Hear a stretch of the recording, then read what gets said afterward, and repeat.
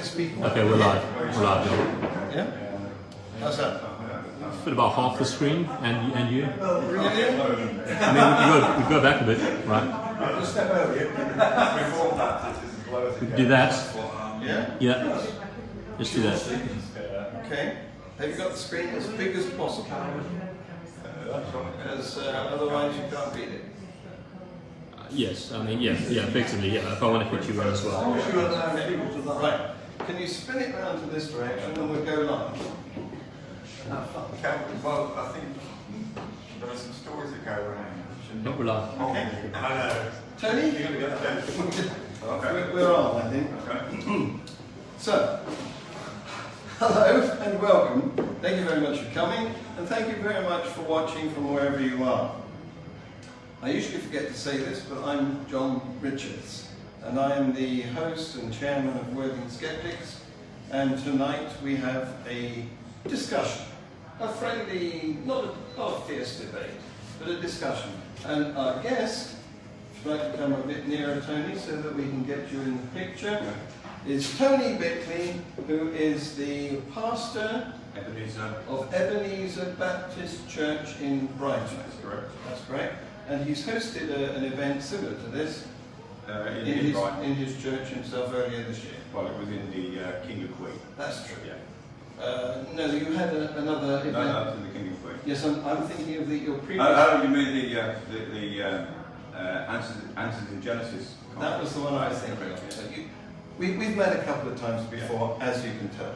Tony, over to you. Thank you very much. Well, thank you for inviting me. Creation versus science, I think, is the topic, and it's kind of given to me, really. When I spoke in Brighton last April, I don't know if any, well, I know there's one of you there, two of you there. I was asked the question from the floor, what do I think science is?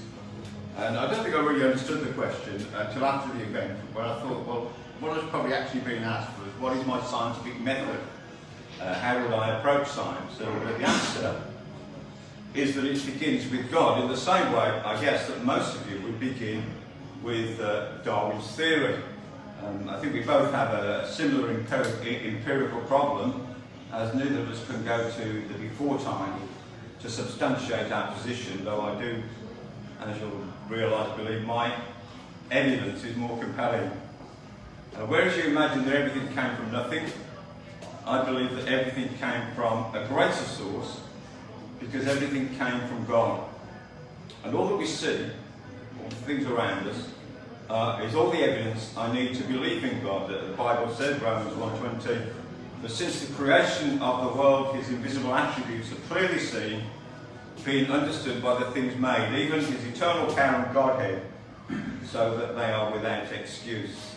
To me, the evidence of God is everything I see. Now, I think there is a predisposition of Darwinian evolutionists to seemingly imagine that creationists doubt science, creation v science. And I think that's somewhat strange, because the truth is that we embrace science. We embrace what we would see as true science, is what we would consider to be pseudoscience of macroevolution. That we dispute under the Bible. Indeed, the Bible tells us to be scientists. Solomon wrote this, he said, I have set my heart to seek and search out by wisdom concerning all that is done under heaven. This burdensome task God has given to the sons of men, by which they may be exercised. That's Ecclesiastes 1:13. And one of the driving factors has often been to discover the orderly laws that God has placed within his creation. Now, many scientists are, and throughout history have been, creationists. I'll give you a living example. Stuart Burgess. He is the man who designed the advanced and highly secretive chain gear system for the Olympic cyclists. He's an engineering scientist. He's also one of the prime movers in answers in Genesis. He finds no contradiction between actual science and the existence of God and his Christian faith. Indeed, he follows those instructions in Ecclesiastes. We'll come back to Stuart Burgess in a moment. Now, I think it's fair to say that until the event of Darwin's Origin of Species, There was no, primarily science and religion were never seen as enemies. They'd never been vehement enemies. Christians are not flat earth idealists or anti-scientific idiots. Many creationist people have engaged in scientific discovery. Not all has to be said are as dogmatic or about Bible truth as perhaps I am. Not all are evangelical, and perhaps we might even say not all are even true Christians. But all have some kind of belief in God and promote as the, in some way, creator, the same God whom I would promote as creator. I could put out any number of names here. I did have a list of names which was far too long, but Albert Schweitzer, for instance, he believed in creation. Martin Lloyd-Jones, who was the physician to the king before he became a well-known evangelical preacher in London.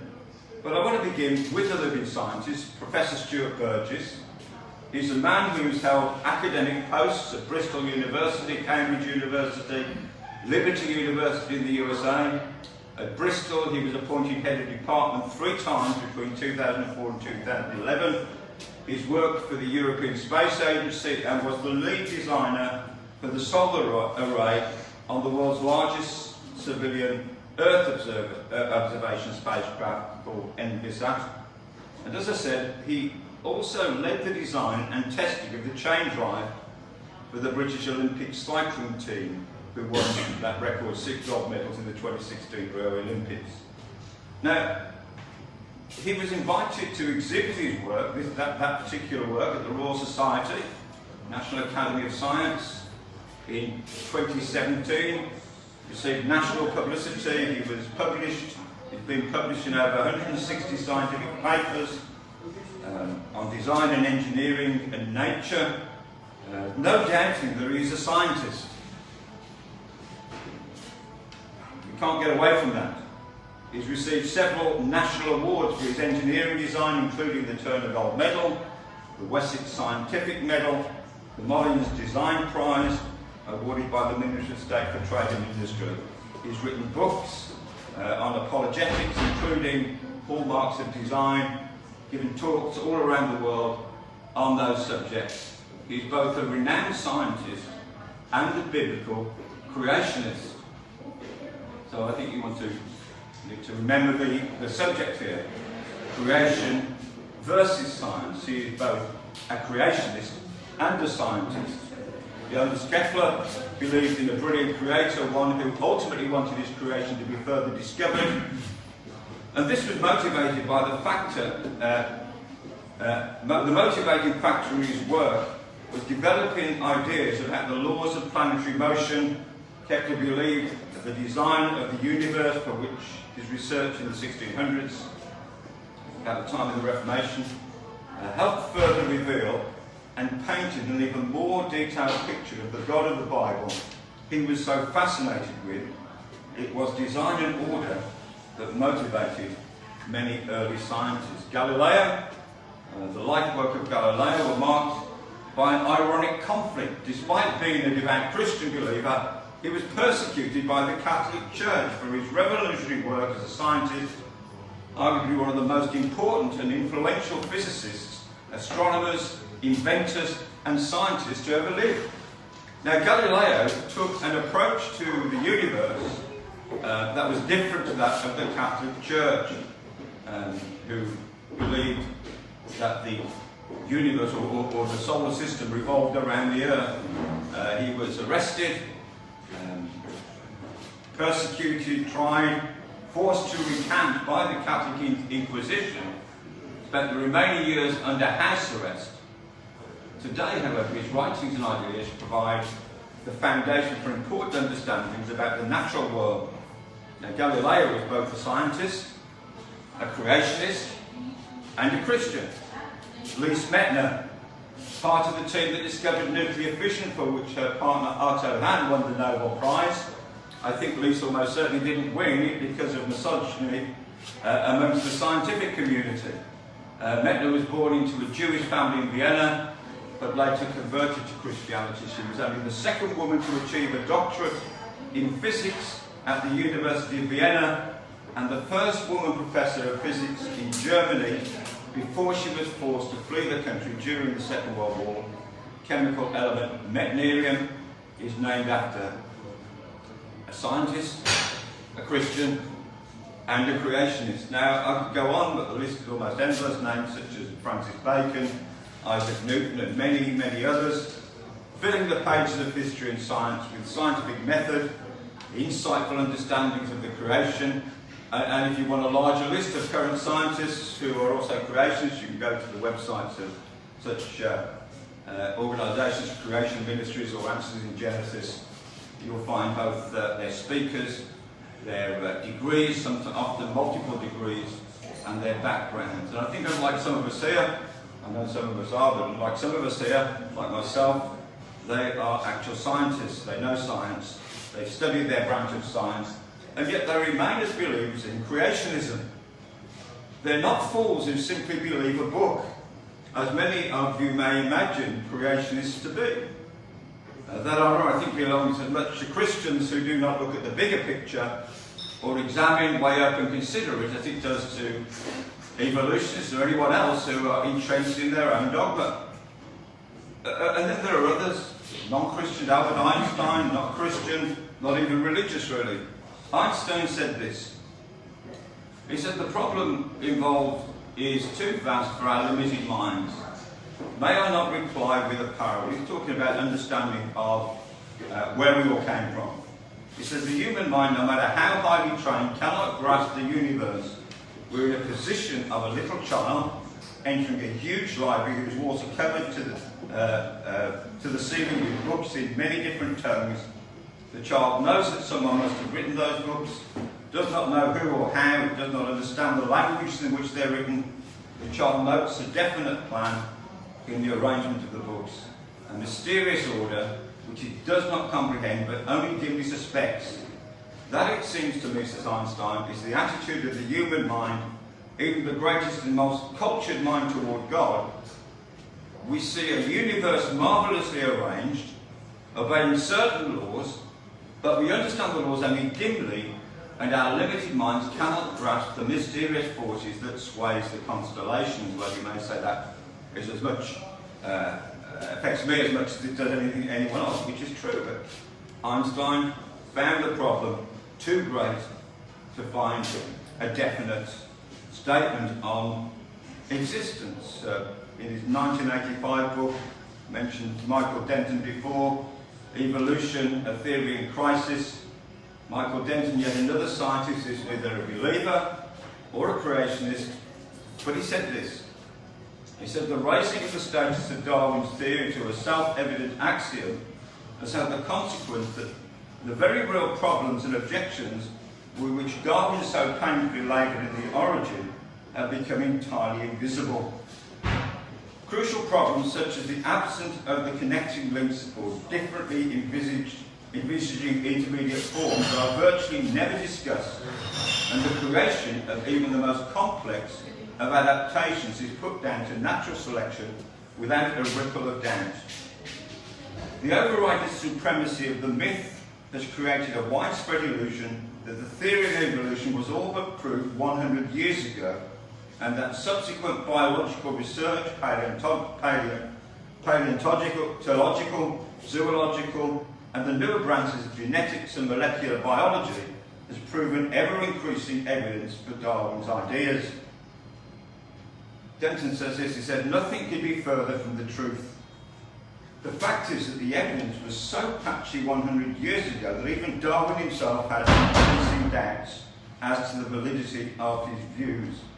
And the only aspect of his theory which has received support over the past century, remember this was written in 1985, is where it applies to microevolutionary phenomena. His general theory that all life on Earth originated and evolved by a gradual successive accumulation of fortuitous mutations is still, as it was in Darwin's time, a highly speculative hypothesis entirely without direct factual support and very far from self-evident axiom that some of its more aggressive advocates would have us believe. Michael Denton has no axe to grind as far as Christianity is concerned. He is one of the premier biologists, so I understand, but he's not sold on evolution. He thinks it's a theory in crisis. He's written a second book, Evolution, still a theory in crisis, which we will mention a little of. Much harder book for me to understand, I have to say.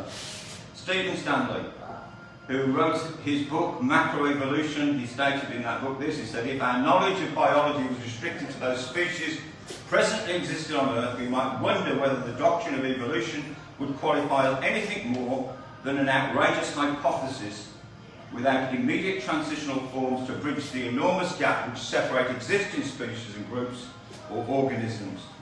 The concept of evolution could never be taken seriously as a scientific hypothesis. Sir Karl Popper raised doubts as to whether evolutionary claims, by their very nature incapable of being falsification, can properly be classed as truly scientific hypotheses. Now, Darwin's answer to the problem of intermediate species was always that they've not been found yet. But since his theory, so I understand, 99.9% of current fossils have been discovered, made since then. Still, there's no missing link.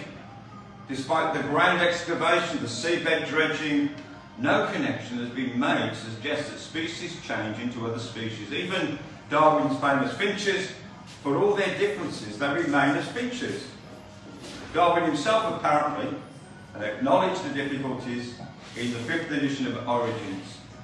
And the idea that creationists lack intelligence or that they are in some way deluded, if it wasn't such an ill-informed, indeed sometimes insulting attitude, I think it would simply be a joke. Add to that the certainty with which Darwinian evolution is so often asserted, then evolution, on the evidence, is not even that. It's more of a nightmare than a joke from a cracked pot, flawed without and flawed within. And I have to say, I was at John's recent visit in Brighton, that despite that recent visit, Darwinian evolution is not and never can be a known.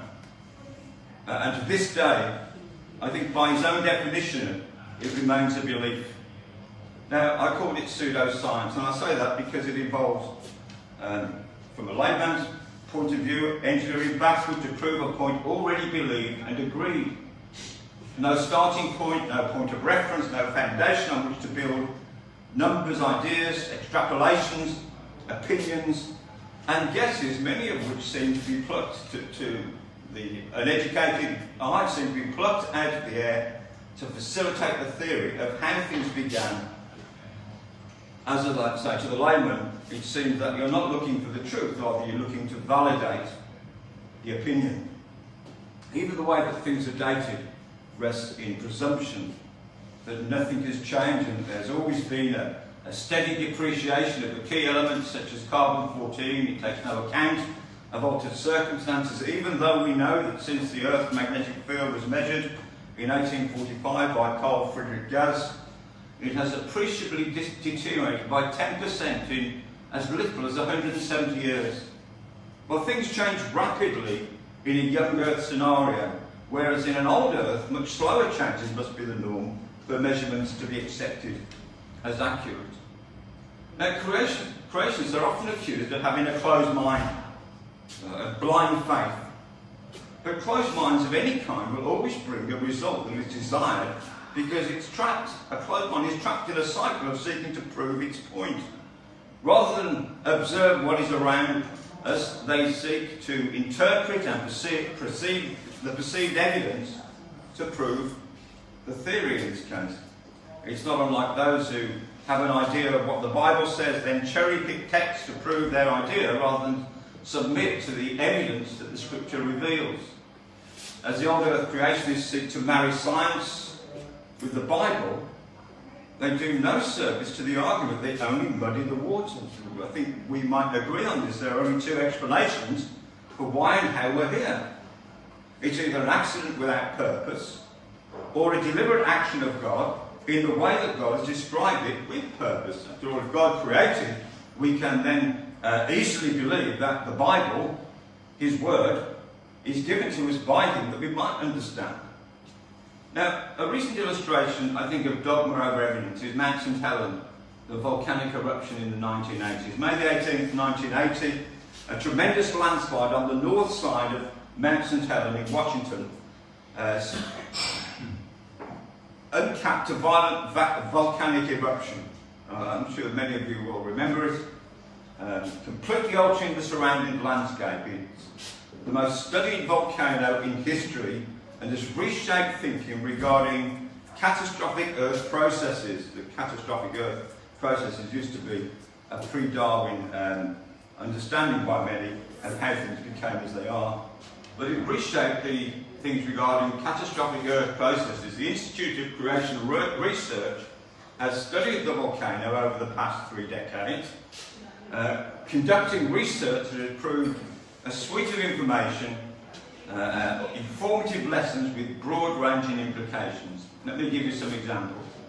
The rapid outflow from the volcano caused a massive amount of sediment to fill the entire valley adjacent to the mountain.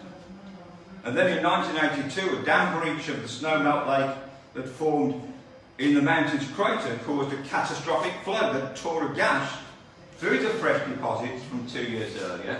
And to this day, the resulting steep-sided canyon walls can be seen, showing that horizontal sediment layers, hundreds of feet thick, were formed within hours during the eruption. The question that is sparked by that is, what other layers, sedimentary rock on Earth's crust, were formed rapidly? But there's more. The mountain also provided a clear reason to distrust the reliability of radiometric dating. A new rock cap on top of the mountain that formed after the 1980s eruption should have shown it to be in the order of tens of years old. But standard analysis gave the totally incorrect date of 350,000 years. Now, one of the rocks has been dated incorrectly by following these standard dating protocols. So I think this shows that the dogma of accepting belief doesn't hold up when tested against the visible facts. I wonder, there are some here who were at the previous meeting in Brighton. Have any of you read Denton's book? Evolution, A Theory in Crisis? How many of you will read it? You see, Denton has no religious axe to grind. I think he would probably describe himself as an agnostic. I don't know that, but I think that's what he might do. But his book goes into minute detail as to why evolution, as Darwinian evolution proclaims it and believes it to be, has no foundation in science. Indeed, as far as Denton is concerned, it is impossible. In his new book, he seemingly, I say seemingly because it is a much harder book to read for the layman, he seemingly denounces random selection and states that there is in some way design involved, though he doesn't specify. Read both books and then set your own thoughts against them. Michael Denton, as I said, is one of the premier biologists of our day. And if you don't want to read the book, you can watch a 20-minute video on Amazon Prime called The Biology of the Baroque. It's a video that Denton is involved in and relates to his newer book. Now, often I find evolutionists talk to me as though there's no debate to be had, as though anyone who doubts evolution is in some way foolish, naive. Well, I think there's a degree of arrogance there. The arrogance of such an unprovable position, I think, is quite shocking at times. I know that you can make the same claim against me and my belief in creation, but I have only one unobservable foundation to stand on: my belief in the existence of God and all that is entailed in that belief. And you have strands of unprovable, unobservable unrealities running through every vestige of your claims, and so you have really no actual foundation. There is no primary or empirical evidence of macroevolution. Now, whether you want to believe that or not is entirely up to you. But to say that creationists are unscientific is obviously a false claim. But to say that they're ignorant of science or that they are biased in their understanding, I think holds no more water than anything you may claim regarding evolutionary science. The evidence of macroevolution is dubious and set to prove the point, not always to examine the evidence. Whereas I see creation because I cannot see how everything came to being from nothing, I see creation because the universe has order, has design, has patterns of behaviour that govern its every movement. By faith, I understand that the worlds were framed by the Word of God, so that the things which are seen are made from the things which are invisible. I have a substantial beginning that I can explain up to the point of God always being. That He is from eternity into eternity, whereas, as far as I can tell, you have no such starting point, no explanation as to where anything came from, let alone how it developed from a lifeless element into the complexity that surrounds us. And faith is more than belief. It is the substance of things hoped for, the evidence of things not seen. Christian faith is not blind, rather it is illuminated. We're told that it is the gift of God. Before I became a Christian, from an unchurched family, I was 33 when I became a Christian, had no Christianity in my family. I was persuaded towards evolution. But soon afterwards, I can't explain this because it sounds naive. It sounds almost like I'm just believing a book. But soon afterwards, I just knew. Soon afterwards, I just knew that by the evidence, substantial reality of faith, that the Bible is true, and I didn't need to be taught it. I simply knew it. If I'm honest, I'm going to be very honest here, I'm not sure that we really want to debate the issue, rather we want to prove our points. To make out that any other way of thinking is simply ignorant of the facts. Truth is not really the issue here. I think on your part, your scientific credibility is the issue. Mine, my theological credibility. But your scientific credibility, if evolution is false, then what's left to believe in? Darwin's blog has since been found to be a complex organism called the living cell. It has decoding systems, driving systems, like a small factory. Each cell is of immense complexity, even in its simplest form, and still remains extremely complex. However much you break it down, it remains extremely complex. Without purpose, there's no reason for it to exist.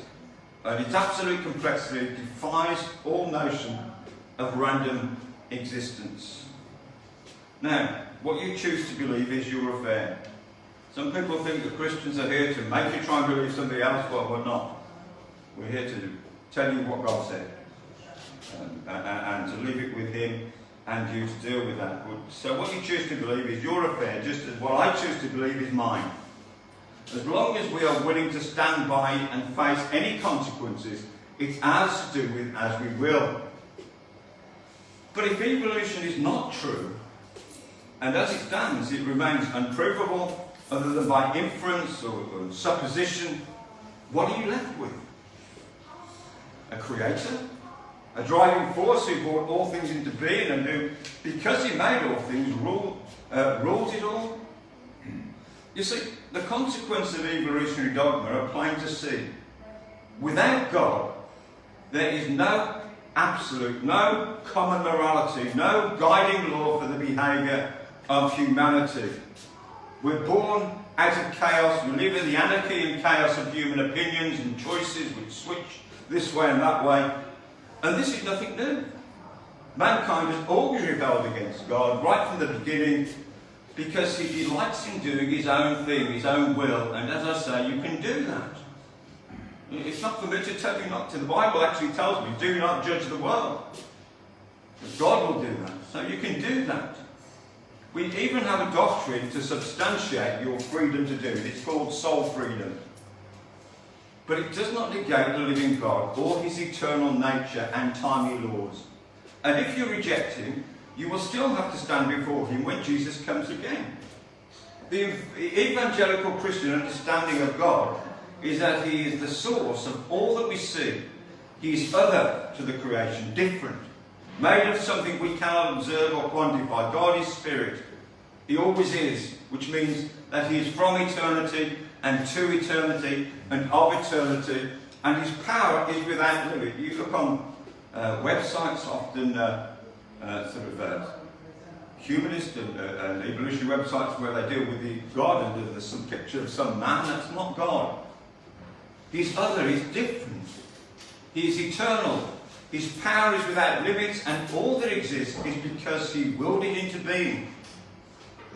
The universe is a small thing compared to the eternity of God. A time-bound existence that follows rules set down. It's not random, it's not able to act outside of the parameters set for its universal actions, except when God wills it to do so. It is bound by the laws of physics and is set in place and ruled by the Lord of glory. Now, I think in the current climate there are some problems that scientists face at the moment. Science struggles at uncertainty. For example, it assesses gender by chromosomes, but because there is no absolute, which I think is a problem for science, which deals in absolutes, people are free to assign to themselves whatever gender they desire, if it's their choice to do so. But scientifically, really, it equates to a chaos of choice rather than an absolute of observable order. Science deals in facts. Indeed, the word itself means knowledge. And yet the primary offering of evolution is theory stated as fact. Thoughts stated as knowledge.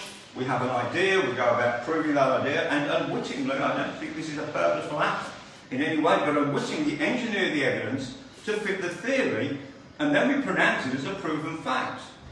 And I know that's a simplification, but in general terms, it seems to be the approach taken by many evolutionists. And I say that with the same authority that John claims to know the mind of the theist. As I've said, my approach is that everything begins with God. By faith, I understand that the worlds were framed by the word of God, so that the things made are things, the things which are made from things which are invisible. Now, you may call that simplistic. You may even call it far-fetched. But is it any more difficult to believe than the random complexity of obvious impossibilities that is pronounced as some kind of solid and indisputable truth? A pool of random elements struck by a bolt of lightning that sparked life into being on a planet that came from nowhere in a universe that accidentally formed itself out of nothing. I think yours are claims of unprovable knowledge, mine are claims of submissive faith. Yours are claims of human wisdom, mine are claims of acceptance of a divine creator. Your claims define knowledge, whereas faith given by God knows God. By faith we know. Which one of us is right will remain a question until our time unfolds, and one day we will all know or not know, as the case may be. And it is to be hoped that for your sake you're right. As if you're not, you will have to face the God whom you constantly, vehemently, and indeed stubbornly deny.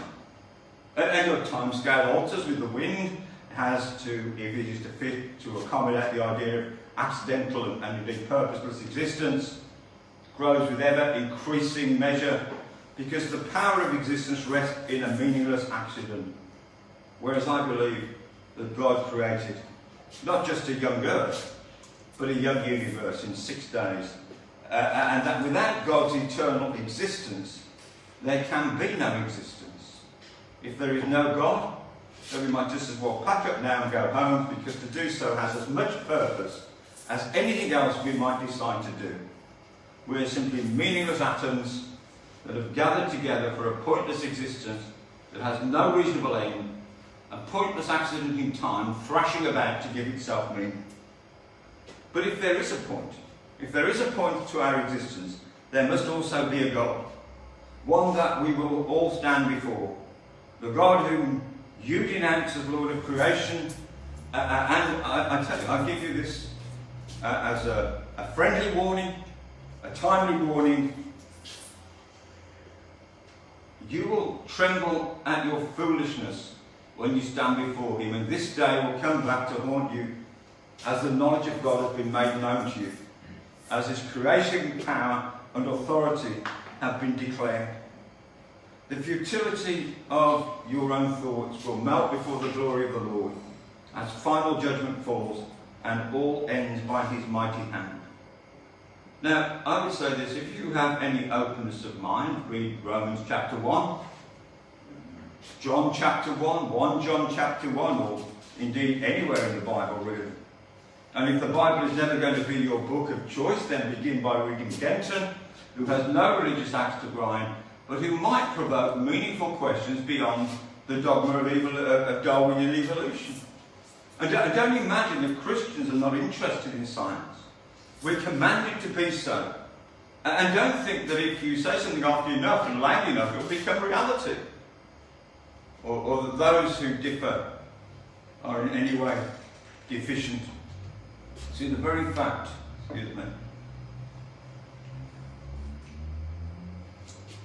the very fact that we have life, we live and breathe, have rationality, we have compassion, all kinds. The very fact we have life is the evidence that life existed before we had it. The fact that everything is the proof that it must have come from a greater source, because nothing comes from nothing, and everything comes from God, who simply exists in eternal glory and never-ending power. And unlike the universe, no one made God.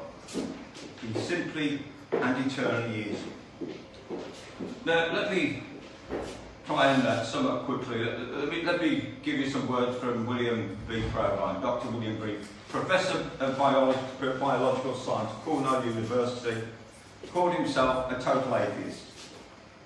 He did a lot of debating of this kind in America in his day. He said this: let me summarise my view on what modern evolutionary biology tells us loud and clear. And I must say that these are the basically Darwin's views. There are no gods, no purposeful forces of any kind, no life after death. When I die, I am absolutely certain that I'm going to be completely dead. That's just all. That's going to be the end of me. There's no ultimate foundation for ethics, no ultimate meaning in life, and no free will for humans either. He adds that since we know that we're not going to live after we die, there is no reward for suffering in this world. You live and you die. Seen bumper stickers, he says, very sexist ones actually, that say life's a bitch and then you die. Well, whatever life is, you're going to die. So if you're going to make things better for yourself and for those you care about, you'd better become an activist while you're still alive. Finally, there is no reason whatsoever for ethics, there's no reason whatsoever that ethics can't be robust, even if there is no ultimate foundation for ethics. If you're an atheist, you know you're going to die, and what really counts is friendship. Well, speaking personally, I have to say I'm not sure friendship is a robust enough explanation for ethics or morality. Why would you give your life for a friend if it's the only life that you have? Why share? Why care when this life is it? Where is the survival of the fittest found in that, or the apparent need to pass on your genetic code to a future generation? It was very much, what up until recently certainly was a monogamous society. Where is evolutionary principles in that? Self-sacrifice seems to go against the grain of random selection, as it needs a personal, a meaningful decision to be made. And it also begs the question of why do we take ourselves so serious when we're simply an accident? Why do we even consider that we have anything to say? John Blanchard, in commenting on Provine's understanding, said this. He said, this makes it clear that evolution is not some kind of philosophical toy we can bring out occasionally for interest or amusement. It radically affects every part of life.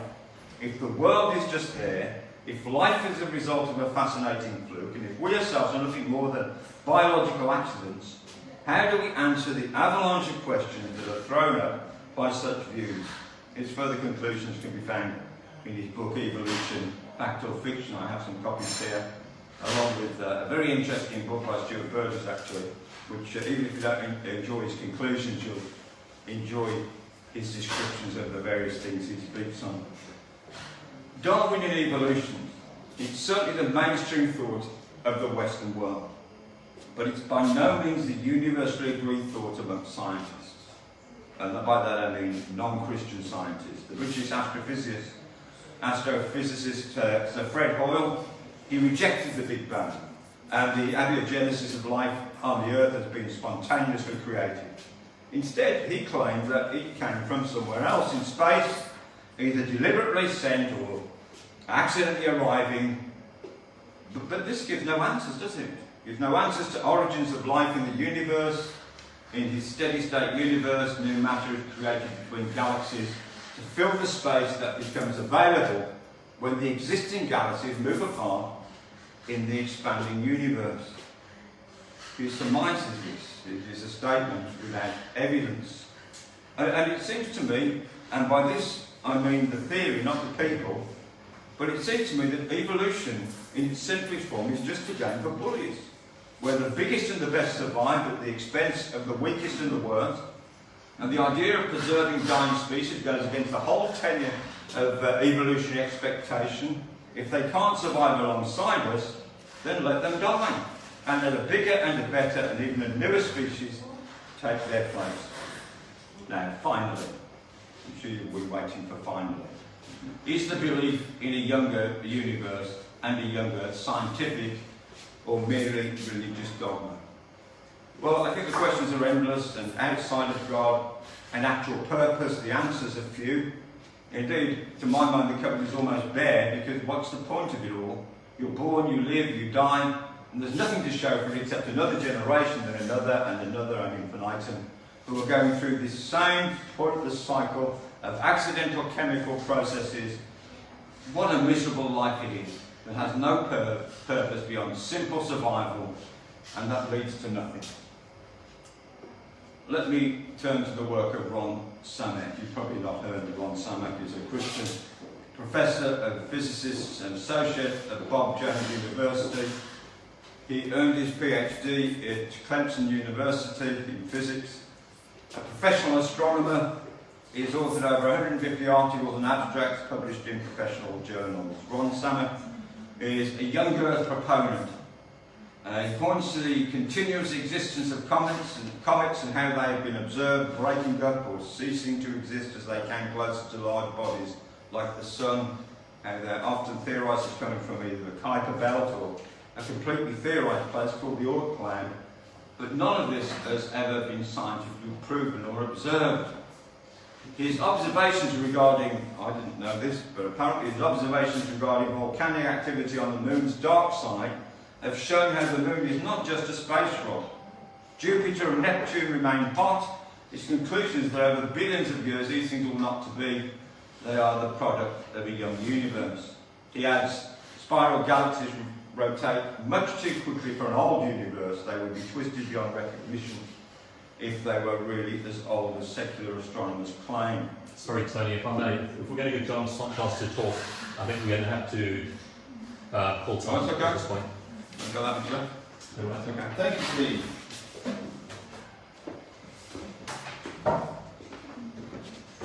Can we either stop it or slow it?